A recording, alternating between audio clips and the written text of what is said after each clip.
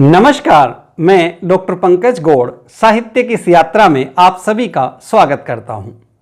आज हम पढ़ने जा रहे हैं वितान भाग 1 में संकलित अध्याय भारतीय गायिकाओं में बेजोड़ लता मंगेशकर। लता मंगेशकर जी के संदर्भ में यह पाठ लिखा है कुमार गंधर्व ने। कुमार गंधर्व जिनका पूरा नाम है शिवपुत्र साढ़ीदारमैया कामकली। आपका जन्म कर्नाटक राज्य के बेलगांव जिले के सुलेभावी गांव में हुआ। वहां से संगीत की ऐसी यात्रा आपने आरंभ की कि दूसरा कोई आपके आसपास दिखाई नहीं देता। आपके संगीत में लोक धुनों को आपने शास्त्रीय रंग में रंग के एक अनुपम धरोहर राष्ट्र को सौंपी है। कहा जाता है कि मालवा से दो महत्वपूर्ण हस्तियां निकली, एक हैं कालिदास और दूसरे हैं कुमार गंधर्व। कुमार गंधर्व जी को कालिदास पुरस्कार भी प्राप्त हुआ। कबीर के पदों को जिस प्रकार से आपने प्रस्तुत किया है अन्यत्र दुर्लभ है। आपको भारत सरकार की ओर से पद्म विभूषण सम्मान से सम्मानित किया गया। संगीत के क्षेत्र में आपके कार्य को कभी भी भुलाया नहीं जा सकता। आपने एक चित्रपट संगीत की गायिका के स्वरों को सुनकर उनके संदर्भ में लिखने का निर्णय लिया। इससे लता मंगेशकर जी के साहित्य साधना के संदर्भ में परिचय प्राप्त किया जा सकता है।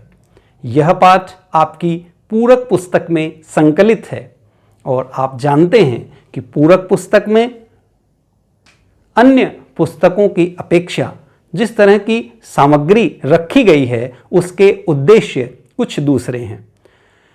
पूरक पुस्तक का मुख्य उद्देश्य यह है कि आपके पाठ्यक्रम की जो एक रस्ता है उससे आपको उबारा जा सके।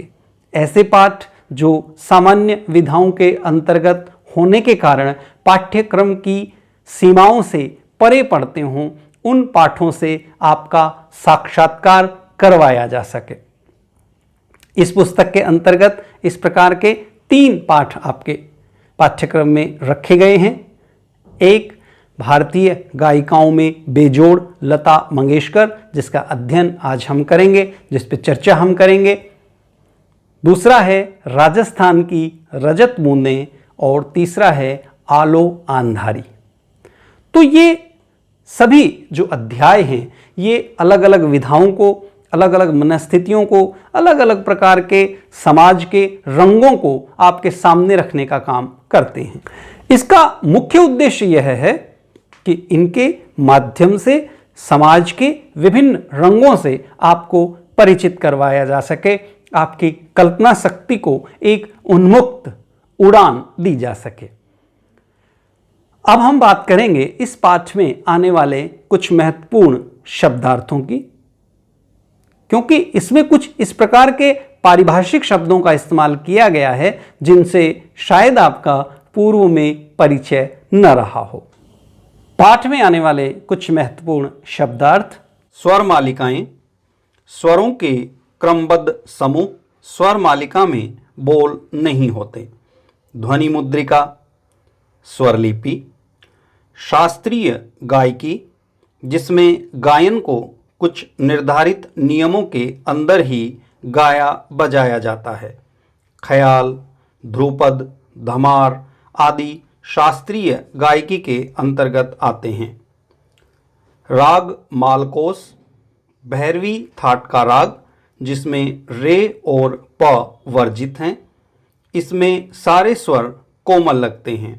यह गंभीर प्रकृति का लोकप्रिय राग है। त्रिताल, यह 16 मात्राओं का ताल है।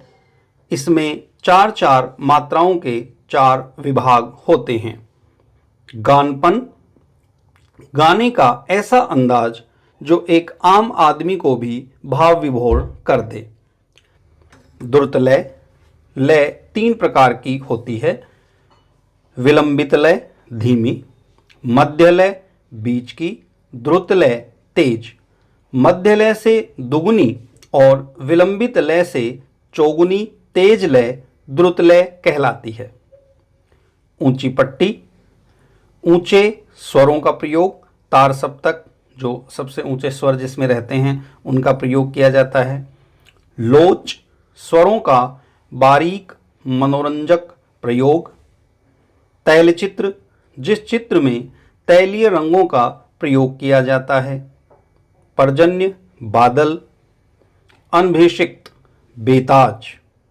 महत्वपूर्ण शब्द प्रयोग होंगे जिनका परिचय आपने प्राप्त किया।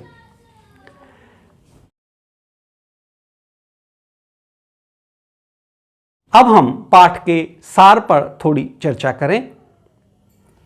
जैसा कि शीर्षक से स्पष्ट है, यह पाठ एक व्यक्ति वृत्त है। लता मंगेशकर जी चित्रपट संगीत की एक ऐसी विभूति हैं जो भारतीय जनमानस में बहुत गहरी दखल रखती हैं, जिनके संगीत को सुन सुन करके, जिनके गीतों को सुन सुन करके कितनी ही पीढ़ियां आनंदित होती रही हैं। उन्हीं लता जी के गायन को शास्त्रीय तरीके से विश्लेषित करते हुए कुमार गंधर्व अपने विचार इस पाठ के माध्यम से रखते हैं। वे हमें भारत की संगीत परंपरा का ज्ञान भी साथ ही साथ देते चलते हैं। नूरजहां जैसे हस्तियों के बारे में उनकी टिप्पणी, सितार वादक विलायत खां आदि हस्तियों के संदर्भ में भी सांकेतिक रूप से चर्चा लेखक इस पाठ में करते हैं। वे कहीं न कहीं लता मंगेशकर जी की लोकप्रियता को खोजने का काम इस पाठ के माध्यम से करते हैं। बच्चों के अंदर जो साहित्य संगीत के प्रति अभिरुचि जगाने का काम चित्रपट संगीत के माध्यम से लता मंगेशकर जी ने किया है, इसका विश्लेषण लेखक करते हैं। लेखक गानपन की बात करते हैं। गानपन वह शक्ति, वह ताकत गीत की जो किसी भी श्रोता को भाव विभोर कर देती है, उसे गीत को गाने के लिए मजबूर कर देती है। लता जी के संदर्भ में उनकी कला की बारीकियों का अध्ययन करते हुए लेखक लिखते हैं, लता के कारण चित्रपट संगीत को विलक्षण लोकप्रियता प्राप्त हुई है। यही नहीं, लोगों का शास्त्रीय संगीत की ओर देखने का दृष्टिकोण भी एकदम बदला है। छोटी बात कहूँगा, पहले भी घर घर छोटे बच्चे गाया करते थे, पर उस गाने में और आजकल घरों में सुनाई देने वाले बच्चों के गाने में बड़ा अंतर हो गया है। आजकल के नन्हे मुन्ने भी स्वर में गुनगुनाते हैं। क्या लता इस जादू का कारण नहीं है? कोकिला का स्वर निरंतर कानों में पड़ने लगे तो कोई भी सुनने वाला उसका अनुकरण करने का प्रयास करेगा, ये स्वाभाविक ही है। इस प्रकार लेखक उन छोटी छोटी बातों की चर्चा अपने इस पाठ में करते हैं जो लता जी की इस लोकप्रियता का आधार हैं। ऐसा नहीं है कि पूरा लेख लता जी की प्रशंसा के संदर्भ में ही लिखा गया हो। शास्त्रीय संगीत के ये गायक, समीक्षक उन बातों का विश्लेषण भी करते हैं जहां उन्हें लता जी की सीमाएं नजर आती हैं। एक स्थान पर वे कहते हैं, ऐसा माना जाता है कि लता के गानों में करुण रस विशेष प्रभावशाली रीति से व्यक्त होता है, पर मुझे खुद यह बात नहीं पटती। मेरा अपना मत है कि लता ने करुण रस के साथ उतना न्याय नहीं किया है। बजाय इसके मुग्ध श्रृंगार की अभिव्यक्ति करने वाले मध्य या द्रुतलय के गाने लता ने बड़ी उत्कटता से गाए हैं।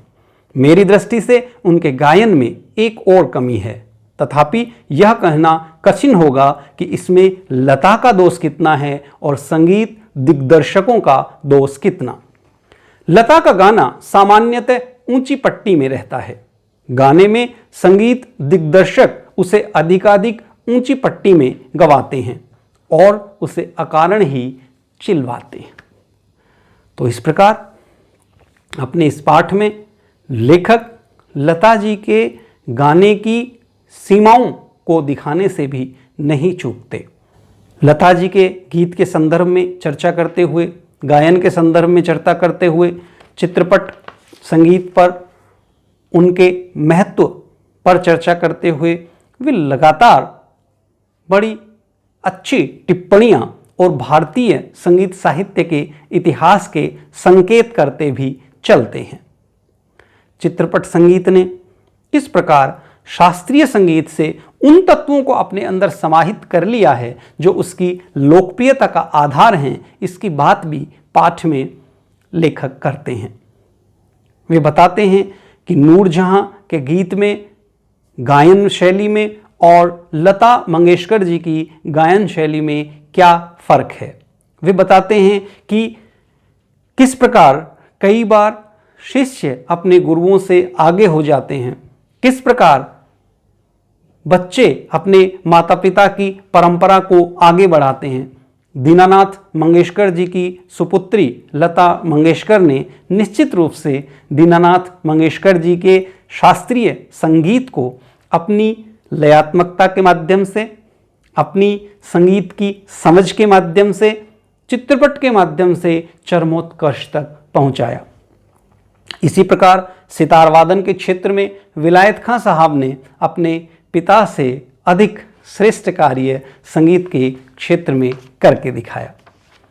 इसी क्रम में लेखक चित्रपट संगीत द्वारा भारतीय लोक गीतों को किस प्रकार अपने अंदर समाहित कर लिया है और किस किस क्षेत्र के लोक गीतों की कौन सी विशेषताएं हैं, वे सहज ही हमें इस पाठ में बताते चलते हैं। एक स्थान पर वे लिखते हैं, चित्रपट संगीत का तंत्र ही अलग है, यहाँ नवनिर्मिति की बहुत गुंजाइश है। जैसा शास्त्रीय रागदारी का चित्रपट संगीत दिग्दर्शकों ने उपयोग किया है, उसी प्रकार राजस्थानी, पंजाबी, बंगाली प्रदेश के लोकगीतों के भंडार को भी उन्होंने खूब लूटा है। यह हमारे ध्यान में रहना चाहिए। धूप का कौतुक करने वाले पंजाबी लोकगीत, रुक्ष और निर्जल राजस्थान में पर्जन्य की याद दिलाने वाले गीत, पहाड़ों की घाटियों खोरों में प्रतिध्वनित होने वाले पहाड़ी गीत, ऋतुचक्र समझाने वाले और खेती के विविध कामों का हिसाब लेने वाले कृषि गीत और ब्रजभूमि में समाविष्ट सहज मधुर गीतों का अतिशय मार्मिक व रसानुकूल उपयोग चित्रपट क्षेत्र के प्रभावी संगीत दिग्दर्शकों ने किया है और आगे भी करते रहेंगे। तो जितने भी हमारे चित्रपट संगीत के कलाकार हैं, लेखक हैं, दिग्दर्शक हैं, संगीतज्ञ हैं, वे संगीत के इस विशाल क्षेत्र में से नए और महत्वपूर्ण विषयों को चुनते रहते हैं।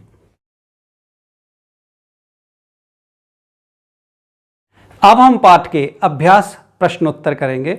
सबसे पहला प्रश्न है, लेखक ने पाठ में गानपन का उल्लेख किया है।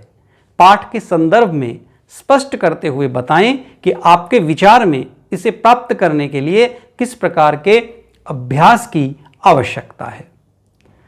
लता मंगेशकर जी के गीतों की विशेषता बताते हुए लेखक बताते हैं कि उनके गीतों की सबसे बड़ी विशेषता है गानपन, और इसका अर्थ है कि वह शक्ति जिसके कारण श्रोता भाव विभोर हो जाता है। लय का, ताल का, शब्द का, अर्थ का ऐसा समायोजन जिसके माध्यम से सहज सुनते ही कानों में रस घुल जाए।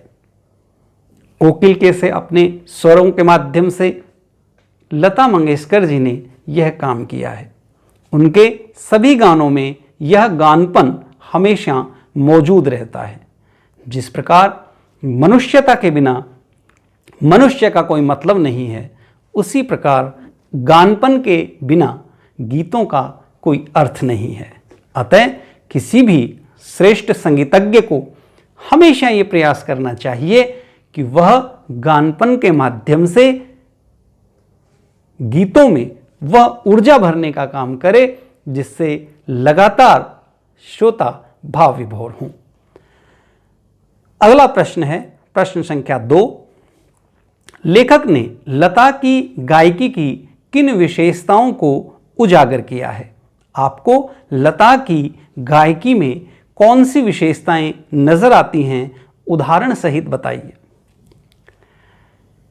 लेखक ने विस्तार से अपने इस लेख में लता जी की गायकी की विशेषताओं का जिक्र किया है।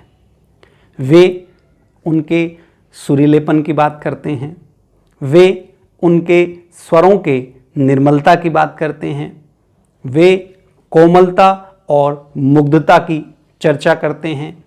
वे बताते हैं कि किस प्रकार अपने नादमय उच्चारण के माध्यम से लता संगीत को, गीत को चरमोत्कर्ष तक पहुंचाने का सामर्थ्य रखती हैं।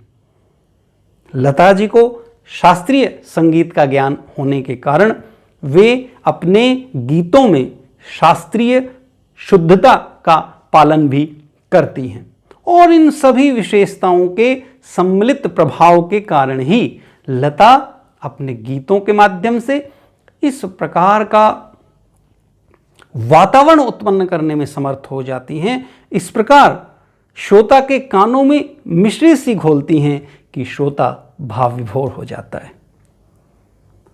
आप किसी भी भारतीय से लता जी के गानों के संदर्भ में चर्चा कर सकते हैं।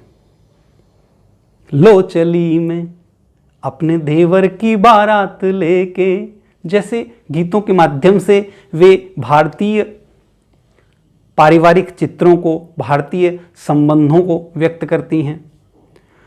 तो देशभक्ति के संदर्भ में जैसे गीत उन्होंने दिए हैं जिन्हें सुनकर पंडित जवाहरलाल नेहरू जी की आंखों से भी अश्रुधारा बहने लगी थी, वैसे अमर और कालजयी गीत शायद दूसरी किसी भी वाणी में इतने शोभित नहीं होते। ऐ मेरे वतन के लोगों, आज भी जब भी कोई देशभक्ति का, राष्ट्रभक्ति का कार्यक्रम होता है तो आप इस गीत के बिना देशभक्ति के गीतों की कल्पना भी नहीं कर सकते।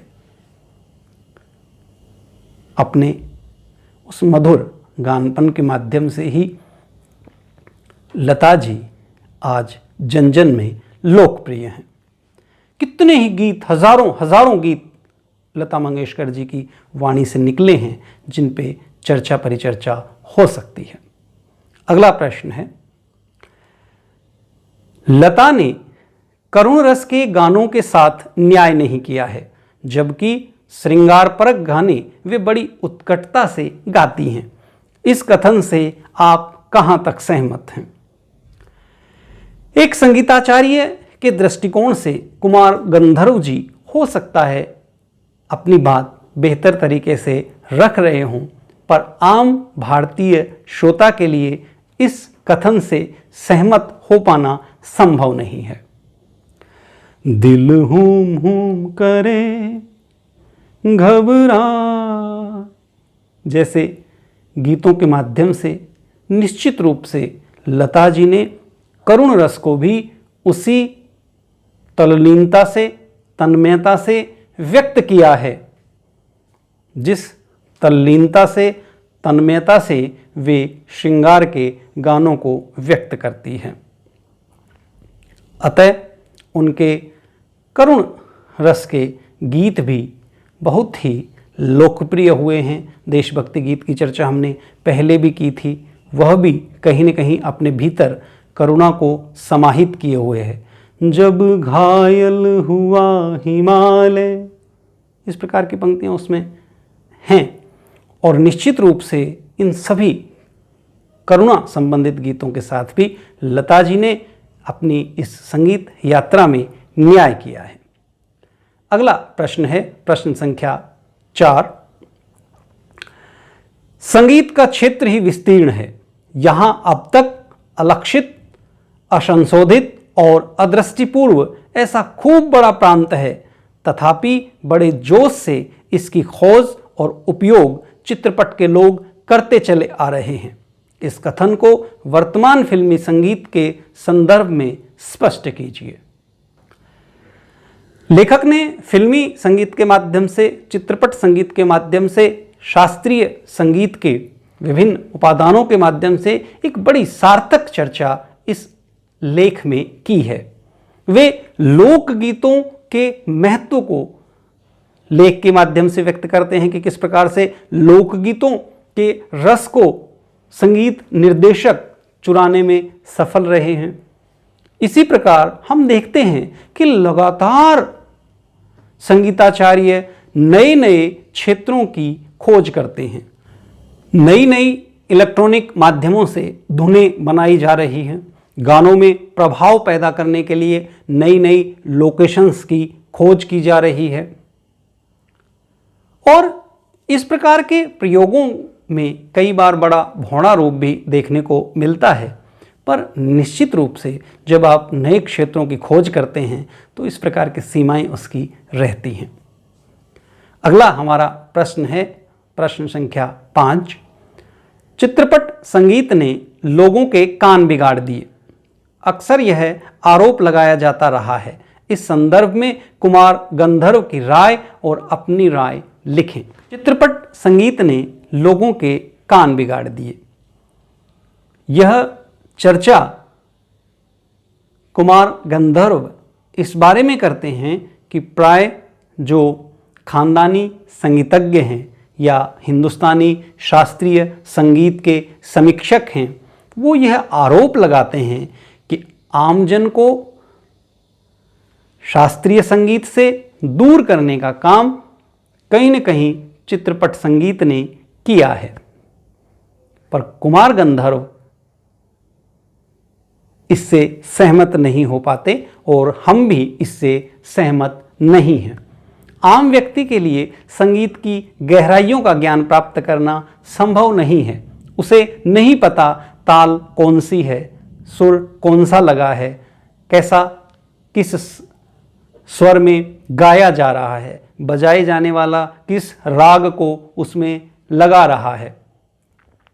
परंतु चित्रपट के माध्यम से संगीत का जो सौंदर्य होता है, जो आनंद होता है, वह आम आदमी तक पहुंचाने में चित्रपट संगीत के संगीतज्ञ गायक कामयाब रहे हैं। इसमें किसी किस्म की दो राय नहीं है।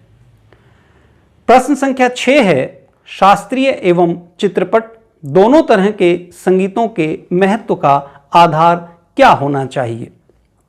कुमार गंधर्व की इस संबंध में क्या राय है? स्वयं आप क्या सोचते हैं?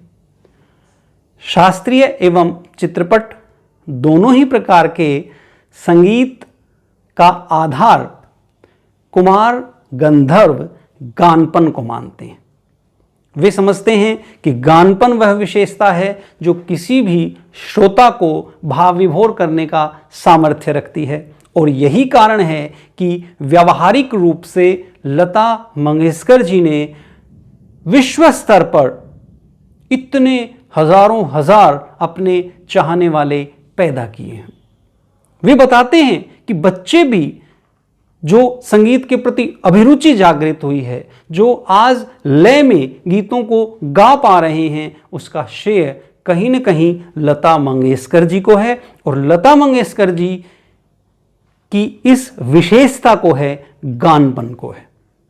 तो कहीं न कहीं शास्त्रीय संगीत के जो संगीतज्ञ हैं, जो गायकार हैं, उन्हें इससे प्रेरणा लेनी चाहिए और उन्हें भी यह प्रयास करना चाहिए कि शास्त्रीय जटिलताओं से अपने संगीत को निकालकर जन जन में उसे लोकप्रिय बनाने का काम वे करें। इस गानपन को, जिसे चित्रपट संगीत के लोगों ने प्राय अपनाया है, वह भी अपनाएं।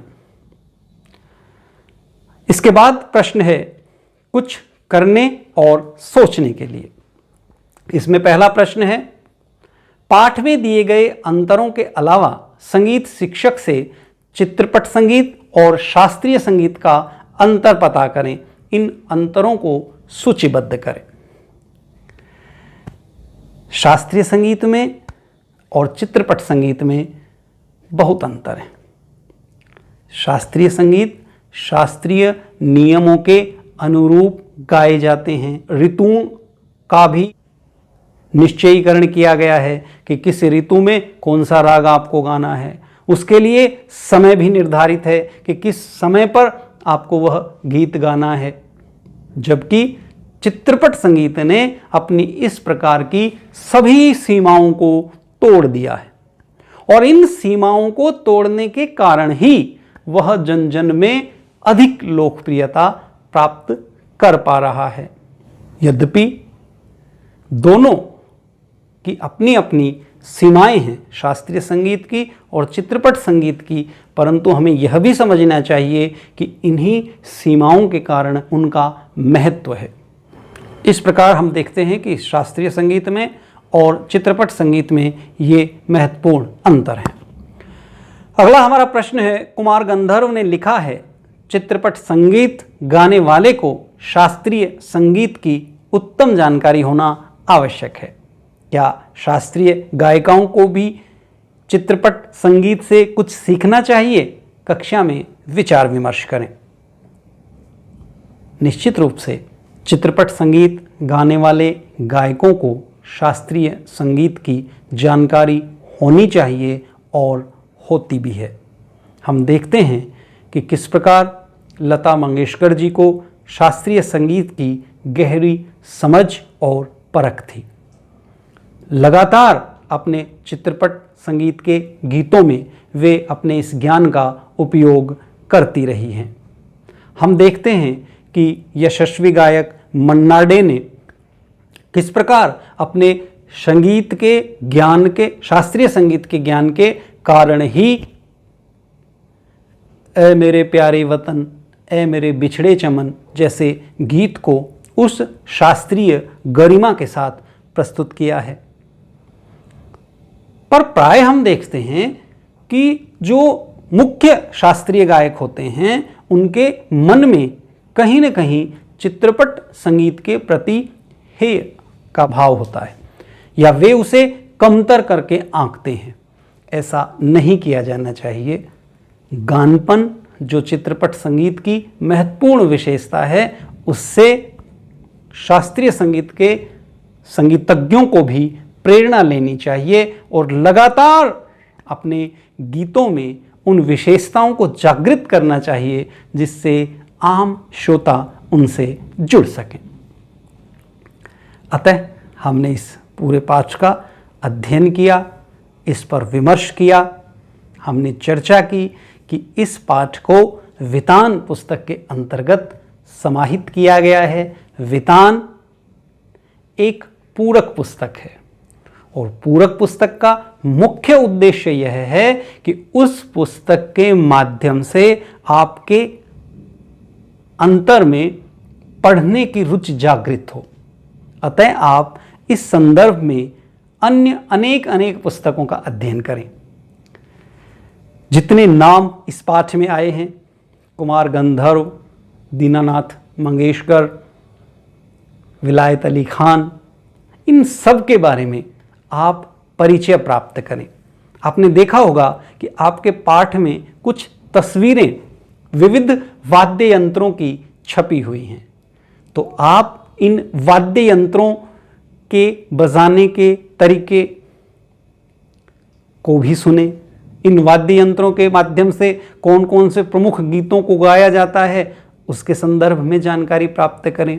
तो इससे इस पाठ को इस पुस्तक में रखने की सार्थकता सिद्ध हो पाएगी। धन्यवाद। आपका दिन शुभ हो।